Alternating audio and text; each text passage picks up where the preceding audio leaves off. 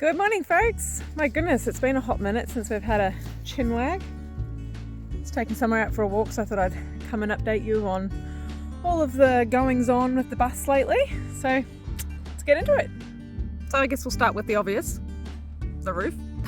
It's been an ongoing process. We've fixed up all the holes now. We have sealed it. We used a product called DIY liquid rubber.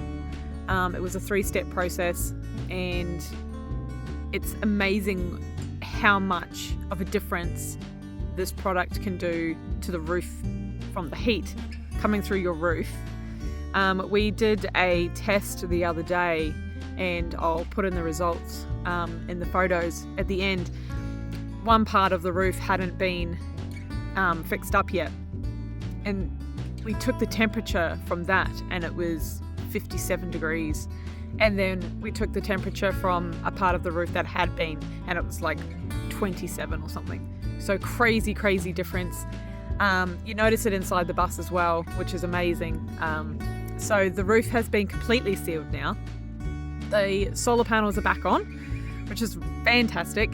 Chris is still sort of playing around with the solar. He really is trying to get obviously the full amount of power that he can from the sun, and it just requires a bit of tinkering within the system of Victron to get that full potential out of it.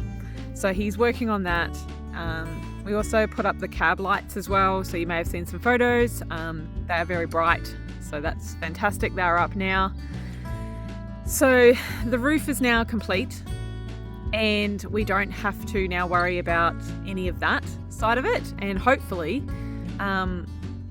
we'll get the solar section completely fixed up and sorted. But for now, for the last sort of 2 days, we've been running completely on solar, and even where we are, we're kind of in a gully, so we've got trees behind us. We don't get sun until sort of after 9:30. We don't, and then it goes down really quickly from the hills on the other side. So even though we don't have a lot of heat sun through the middle of the day, we have been able to keep everything running, including having the air cons on for circulation during the day, and the fridge running. A microwave might be on, and we've had no issues so far with the solar and holding all of that power. I know that Chris has been talking about doing some battery checks just to make sure that the batteries, because they've been sitting for about 6 months, I think now, 6 to 8 months now, when we took the solar panels off originally. So we want to do some tests with those and make sure that they are working to their full potential as well. So that will probably get done over the next couple of weeks. But for so far for now, everything seems to be looking pretty good. And hopefully, like I said, we'll get the other section of the solar running 100% smoothly, and then that will be done.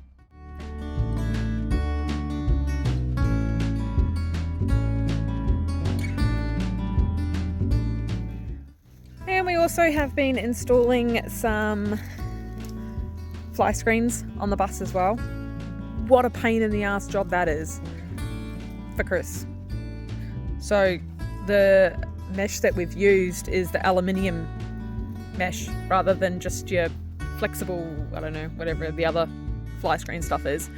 And one wrong move and the section that you've cut becomes null and void, and you cannot use it because it's just split. So very tedious work that, but we've done one side of the bus now, and one window on the other side has been done.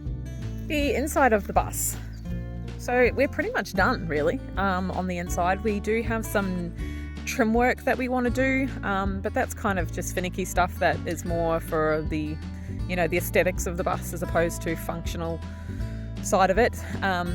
But we'll finish that up. There's bits and pieces like I need to find some kind of storage for our shoes. So at the moment they're just still sitting in a washing basket on one of the front passenger seats at the front of the bus.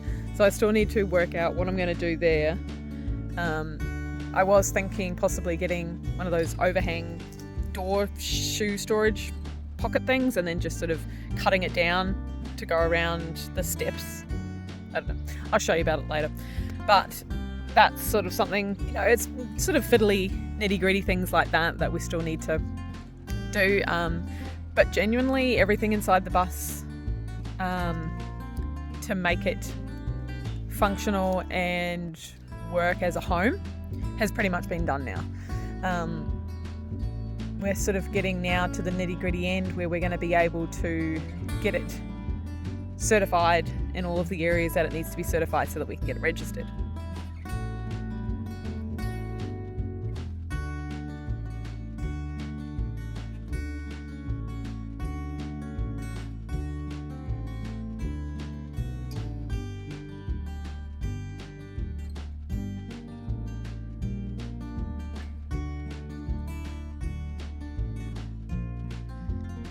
One of the main things that we are looking at the moment is trying to find a new spot to put the bus. So currently where we're parked, we're in a bit of a runoff for water from the side of the hills. So unfortunately, with the weather being, winter, so cold and not a lot of sun, not a lot of heat, raining on and off, we are not able to do Chris is not able to do what he needs to do underneath the bus. So essentially what we need to do is lift the bus up and block it up so that we can take the tyres off and Chris can get underneath and finish up everything that needs to be done under the bus. Unfortunately though, like I say, because the area that we're in, the underneath part of the bus is damp. There's a lot of moisture. We're really worried about rust as well.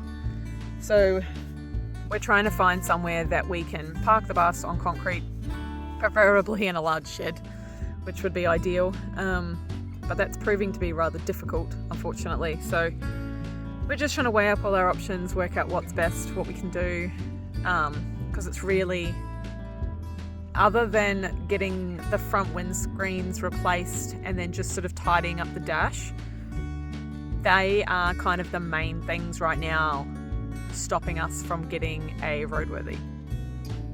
We obviously still have the trailer that we're still thinking of building, but again, it's another one of those space things. We sort of really need somewhere that's got some space, some storage, and some shelter now that we're into the cooler months, so that we've actually got somewhere dry to work.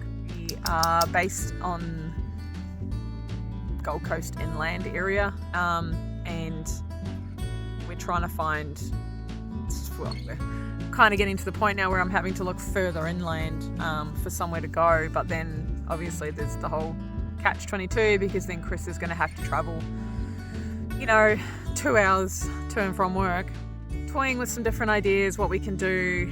So if you know anybody sort of in around the Scenic Rim area, or I don't know, anywhere sort of inland from Gold Coast, probably out to Bow Desert but not quite as far.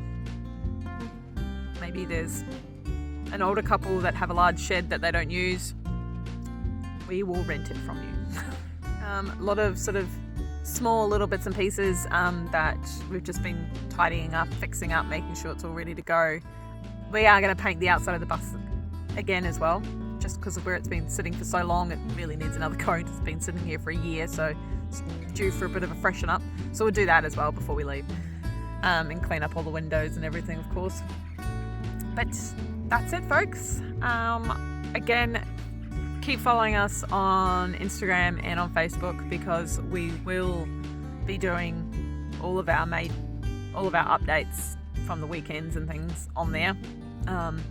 As you know, these updates don't happen very often, so stay up to date with us over there, and we will talk to you all soon. Bye guys.